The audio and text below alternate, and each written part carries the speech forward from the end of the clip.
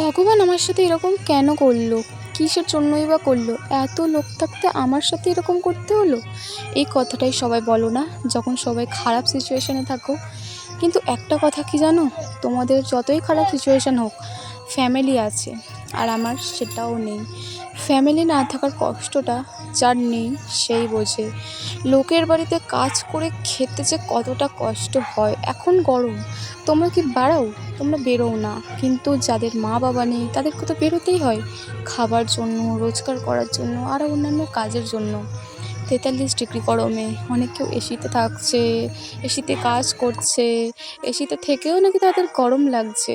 আর যাদের বাড়িতে একটা ফ্যানও নেই, ইলেকট্রিক ঠিক মতো নেই, তারা কিভাবে থাকছে বলো তো এই গরমে? ছাড়ো।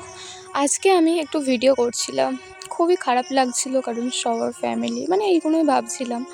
একটু আমি প্রাকৃতিক দৃশ্য দেখছিলাম, প্রাকৃতিক জিনিস দেখলে না মনটা অনেকটাই ভালো থাকে, সেইটাই তোমাদের একটু দেখিয়ে দিলাম।